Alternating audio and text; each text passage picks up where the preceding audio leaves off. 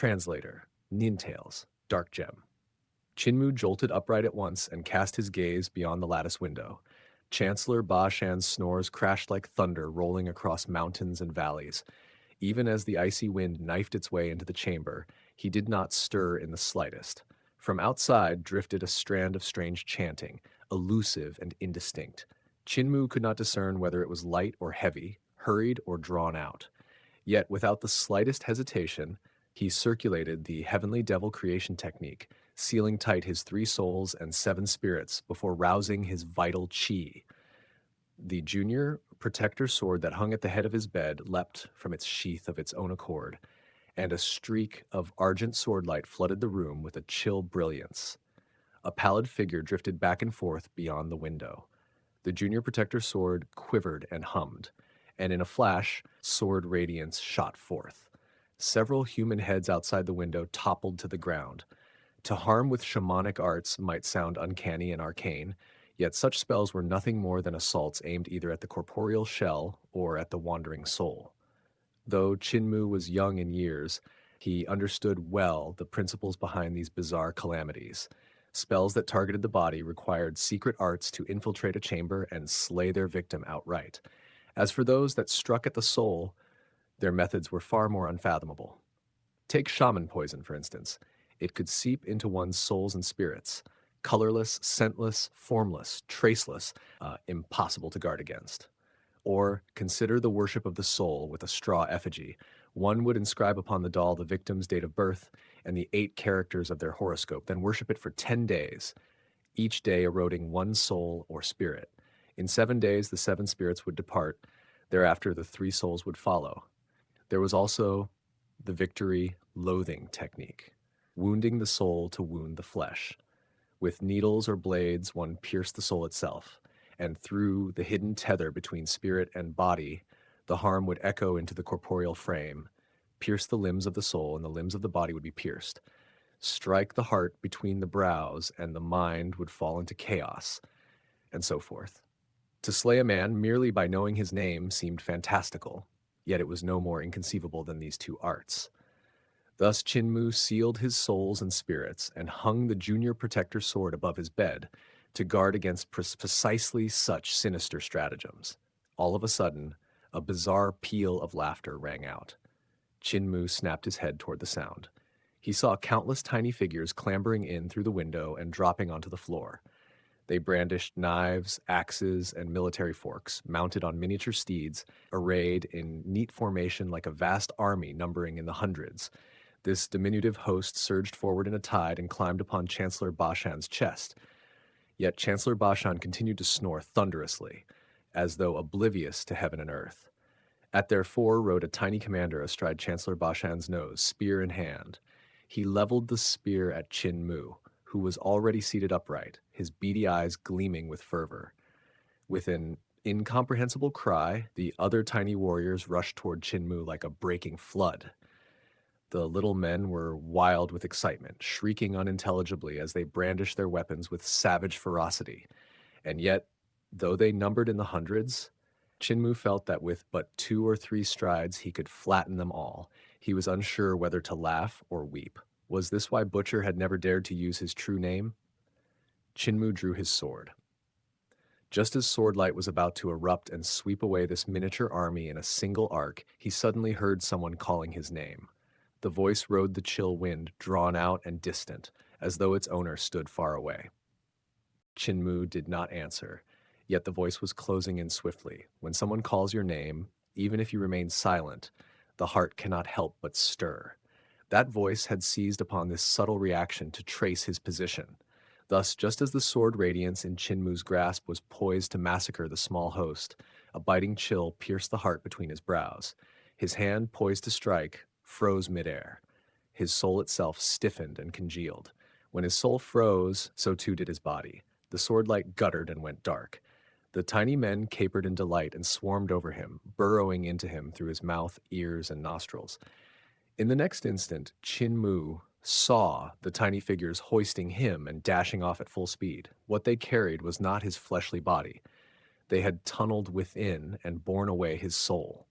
These little men had stormed into his body, bound his soul tightly, and lifted it high above their heads. Chinmu could not understand their squeaking chatter as they scampered away with him.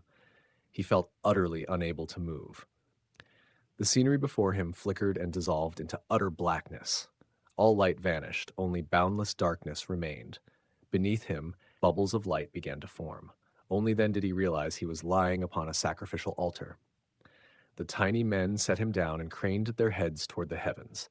Their leader squealed at the void, and the altar began to rise slowly. As Chinmu surveyed his surroundings, he saw enormous faces hemming him in on all four sides, faces like those of wooden puppets. Vast beyond measure, their expressions were neither smile nor cry, yet both at once. The altar trembled and ascended again. A colossal palm lifted it, together with the four wooden effigies. In the darkness, Chinmu beheld a blazing radiance, a gigantic eye far larger than the puppet faces. Then, one by one, more immense eyes ignited within the darkness, floating in the firmament in a scene grotesque and uncanny. Victory loathing spell? At this sight, Chinmu's heart shuddered faintly. Pangong So must have employed the victory loathing spell, sending these tiny beings to invade him and trap the souls and spirits sealed within his body upon this altar. This art was exceedingly strange. When he heard that voice, it found its way to him even though he had not responded. That voice had transformed within him into a sacrificial altar. Though he had sealed his souls and spirits within his flesh, it was not enough, yet his souls and spirits still resided within his body. As long as they remained there, he still possessed a chance to reverse his fate. No matter what shamanic art you wield, it must rely upon your own cultivation. Within my body, your magic power can never surpass mine. Dream on if you think to kill me. Chinmu sprang to his feet and roared, "Sword, come!" Out of the darkness, a sword pellet shot forth and hovered before him. It was the pellet Mute had given him when he returned to the village for the new year. He had once used it to draw out the remnant divine art of a god from the imperial preceptor's body. And in doing so, the pellet had been partially obliterated and shrunk in size. Sword radiance burst from the pellet and swept in all directions, crushing the tiny men wherever it passed. The little figures were cleaved open, their chests and bellies split apart, yet they did not perish. Their severed limbs crawled and wriggled, reassembling themselves before lunging once more at Chinmu. Meanwhile, the wooden puppet faces around the altar curled into strange smiles as they raised their rigid arms and smashed down toward him at the center. Sparks burst forth in every direction. Chinmu manipulated the sword pellet to contend against the uncanny wooden effigies. Their strength was extraordinary. He could scarcely withstand their blows. Some tiny men were crushed flat by the puppets and became as thin as paper. Yet in the blink of an eye, they swelled again as though filled with air and resumed hacking at Chinmu with their blades. At that moment, the grotesque eyes in the darkness flared fiercely. Beams of fire shot down from all sides. Chinmu clenched his teeth and endured. His soul teetered on the brink of dispersal under the relentless assault. The tiny men, the wooden effigies, the monstrous eyes, they seemed able to revive endlessly.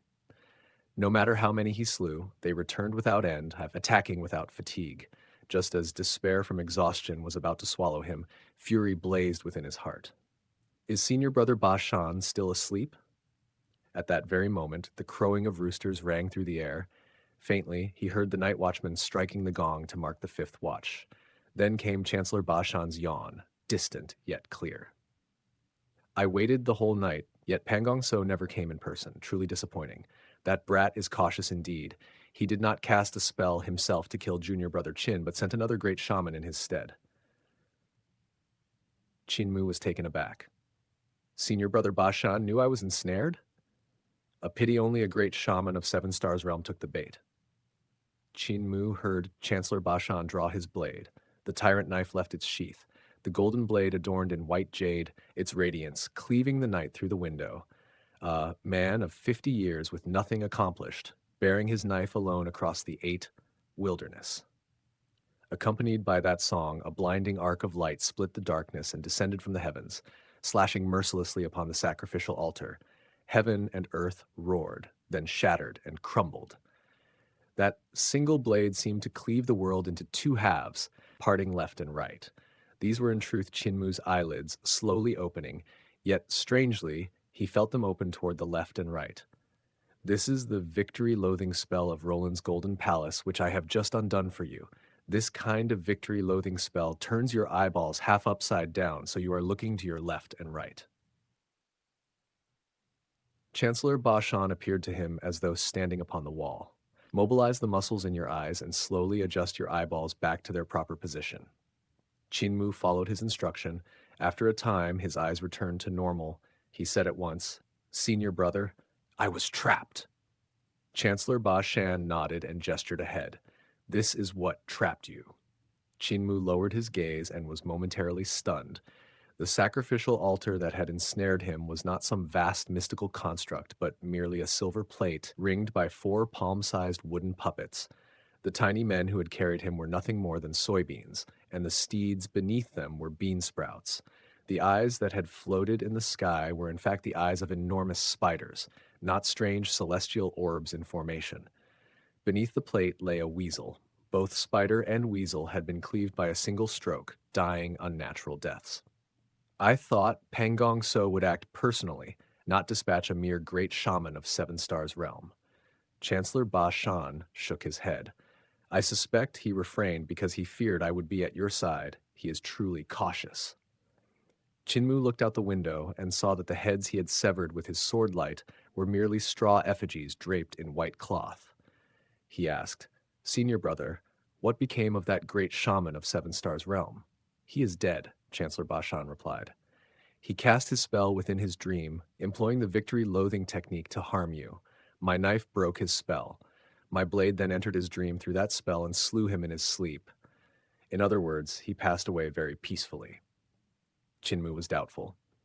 "Knife arts can be cultivated to such a height?" Chancellor Ba Shan smiled faintly. "Teacher Heaven Knife's blade art is legendary. He can cleave the void itself." "I cannot." When dawn arrived, the Imperial College buzzed with talk. Another envoy from the barbarian D Empire had died.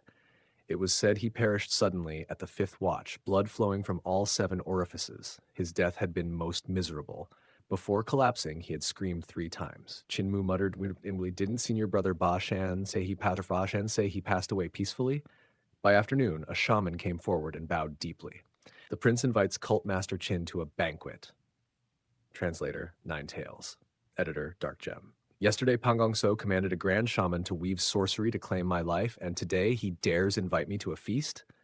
Qinmu's gaze flickered, faint astonishment rippling across his calm expression. Does he believe that as a sacred ground equal in name, Roland's Golden Palace can cow Heavenly Devil Cult?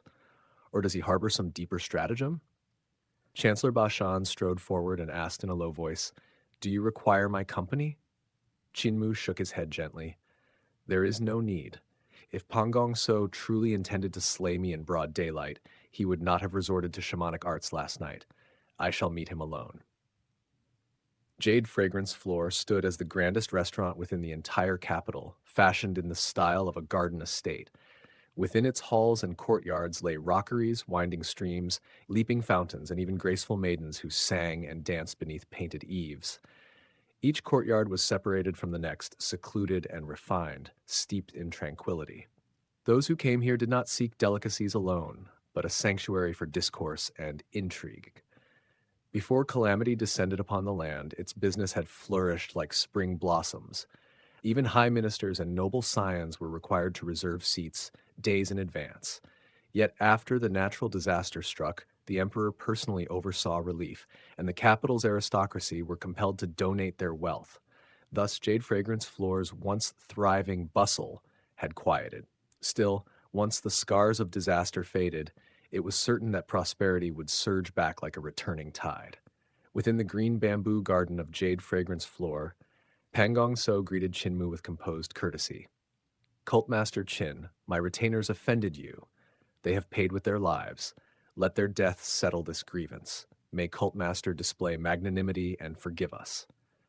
Qinmu stepped into green bamboo garden and surveyed his surroundings. "Prince is most courteous." The courtyard earned its name well. Passing through a moon-shaped doorway, slender bamboo stalks arched overhead on both sides of the stone path, casting shifting shadows like strokes of ink. The murmur of flowing water drifted to his ears. After 2 turns, he beheld clear water cascading down a rockery of grotesque stones. Though but a narrow stream, it bore the majesty of a waterfall plunging from great heights, crashing upon stone with vigorous force. The water from this fall flowed into a jade vase cradled in the hand of a bodhisattva statue. The vase tilted forward, releasing its stream into a southern pond after circling once within its hollow. Chinmu cast his gaze over the pond and saw sandy islets rising from the water, scattered like stars strewn across the night sky, an arrangement both subtle and delightful. The Bodhisattva of Compassion of the South Sea appeared to inscribe upon the pond itself the strokes vast and profound like the boundless sea. The Bodhisattva was carved seamlessly from the rockery, and subtle spells had surely been laid to keep the waters in eternal flow. Though the pond was not large, every detail had been wrought with exquisite care. Standing close, one felt as though poised in the heavens above the southern sea, surveying the world below. Cult Master Qin, please. Pan Gongso lifted his hand in invitation, guiding Qinmu along the corridor. They entered a private chamber beside the pond. Its lattice windows stood open, allowing one seated within to admire the garden's scenery. 2 great shamans clad in yellow robes stood on either side of the doorway, faces devoid of expression. With a casual wave, Pan Gongso said, "You may withdraw. Instruct them to serve the dishes and wine." The 2 great shamans of Roland's Golden Palace departed. Soon after, a waitress entered bearing dishes and wine. A few more maidens of alluring form followed into the courtyard. Clad in garments of various tribes, they played horns and yangqin, beat damaru drums and other instruments, their music suffused with an exotic cadence. "It was not my command to send someone to assassinate you last night." Pan Gongso's gaze sank deeply into Qinmu's eyes. "I have no need to borrow another's hand to kill. What transpired was merely a retainer of mine. Enraged that you slew too many disciples of Roland's Golden Palace, thus entering your dream to cast harm upon you." Qinmu felt a flicker of surprise. He had expected Pan Gongso to evade the subject, yet the prince chose to address it openly the moment they sat. "I see." Qinmu smiled faintly. "Fortunately, I remain unharmed, and he is already dead. I believe little prince bore no hand in this matter." Pan Gongso shook his head. "You misunderstand. I knew he intended to kill you, yet I did not stop him. Does Cult Master Qin wish to know why?" Qinmu was slightly taken aback, then answered modestly, "Little Prince's candor is unexpected. I would be honored to hear the reason." Pan Gongso poured wine for him. "I did not intervene because I knew you would certainly have Chancellor Ba Shan guard your chamber, wary of my shamanic arts. He could not slay you, but he could delay you." Qinmu raised his brows and lifted his cup. The 2 clinked cups lightly and drank. Pan Gongso continued, "You and I shattered the wall simultaneously and stepped into the 6 Directions realm. I declined your challenge then because I discerned your battle prowess was truly extraordinary. I was not entirely certain of victory. Yet everything changed in a single day. One day, only one day, was required." A faint smile touched his lips. Between experts, victory and defeat may hinge upon a single day. Yesterday afternoon, you were summoned to meet the Crown Prince, leaving no time to temper your 6 Directions realm or probe its mysteries. By night, you guarded against my retainer's shaman spells and again had no leisure to study the realm. In contrast, I possessed an entire day to consolidate my 6 Directions and refine my cultivation. One day is enough to reduce your chances of victory to nothing." Qinmu once more felt astonishment. He studied Pan Gongso's face. Though youthful and soft, his gaze was deep beyond measure, a depth unfitting for one so young. He exclaimed with admiration, "The little prince of the prairie is truly formidable. No wonder even Heaven Knife fears you. You are but 14 years old, are you not?" Pan Gongso refilled his cup. 13. "The prairie's wind and sun temper our bodies, lending us an older appearance. 13 is my age in this life. If Cult Master inquires of my soul, it has endured 11,000 years." Qinmu laughed heartily. "Little Prince leaves me ever more astonished. I did not expect such words to be spoken so freely." "There is no need to conceal it from you," Pan Gongso replied. "Cult Master Qin is likewise worthy of admiration. You are Heaven Knife's disciple, are you not? To achieve such cultivation at so tender an age compels endless praise. On the day we entered 6 Directions realm, I held but 80% confidence in defeating you." "Oh?" Qinmu smiled. silent as he rotated his wine cup between his fingers. Pangong So spoke firmly, including this life, I have lived 19 lifetimes. In the river of years, I have encountered countless heroes unmatched in their era, witnessed innumerable births and deaths, joys and sorrows. At times, I feel like a reef standing amid the torrent of time, while peerless geniuses rush past like waves. Even emperors of renown are but fleeting tides I scarcely heed. Even Heaven Knife, who once raised his blade against heaven, was merely a traveler passing by. In my sixth life, feeling my path and arts had reached an impasse, I journeyed to the Central Plains and entered Tao Sect. There I studied Pre-Celestial Supreme Mystery Technique and Tao Sword. The Tao Master of that era regarded me highly, naming me Daozi and expecting I would one day lead Tao Sect. Chinmu's eyes twitched.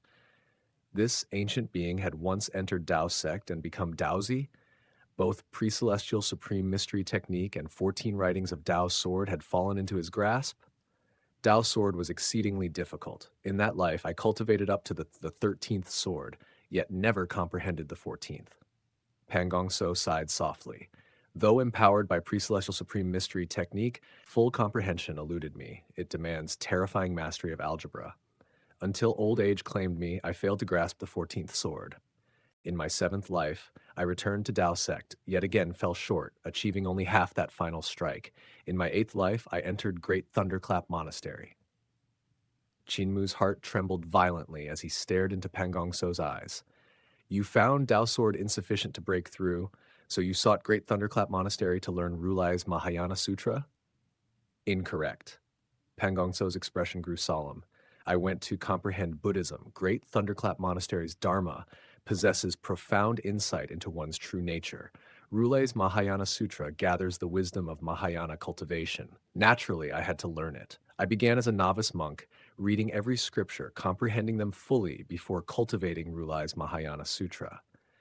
Chinmu asked, the Rulai of that era must have held you in high esteem? He declared my comprehension the finest in the world of that time, my attainment in Buddhism surpassing even his own. I was said to possess unhindered eloquence. I cultivated all 20 heavens of Rulai's Mahayana Sutra, yet still departed. The Dharma of Great Thunderclap Monastery could not carry me into the final realm. In my next life, I reincarnated as a woman and entered Passion Parting Palace. In another, I went to Little Jade Capital, where I remained several lifetimes before mastering all their ultimate arts. Indeed, it stands above the three great sacred grounds. He sighed wistfully, recalling those days. After a pause, he said, Then I went to Heavenly Saint Cult. Light flickered in Chinmu's eyes. Heavenly Saint Cult, you studied great educational Heavenly Devil scriptures? What did you comprehend? Pangong So smiled. Great educational Heavenly Devil scriptures are formidable, yet compared to Rulai's Mahayana Sutra and Tao Sword, slightly inferior. When I prepared to depart, I heard of the Unity technique, passed solely from cult master to cult master. I desired it greatly and thus remained. Unfortunately, the Heavenly Devil cult master of that era was powerful, and his disciple even more so. A saint said to appear once every 500 years. I lost to him and missed my chance. Chinmu released a quiet breath, yet Pangong So continued. Therefore, I betrayed Heavenly Devil cult, led Tao Sect experts, gathered righteous practitioners, and assaulted Heavenly Saint cult, slaying that 500-year saint.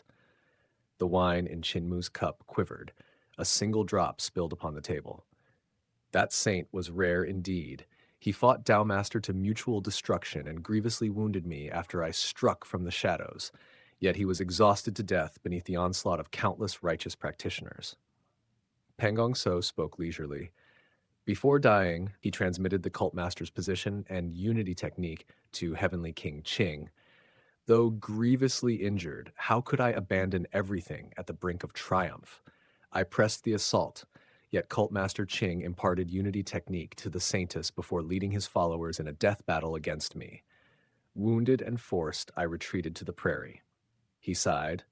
Later I heard cult master Qing perished at Jade Ripple Pool. The saintess succeeded him, slaughtering Tao Sect and righteous practitioners until they trembled. In the end, she too exhausted herself and died after passing on the position. How does Heavenly Saint Cult name these three? Chinmu replied indifferently. 3 kings. 3 kings? Pangong So pondered, then praised. a fitting title indeed. Now you understand my bond with Heavenly Saint Cult and whence my 80% confidence arose. Yet that was yesterday. Facing you now, my certainty is absolute. You have not even a 10% chance. Chinmu rose and stretched lightly. Let us go. I feel inclined to kill. Pangongso stood as well, and the two walked out side by side. Turning back, Pangongso instructed the two great shamans, leave the dishes as they are. Keep them warm. I shall return shortly.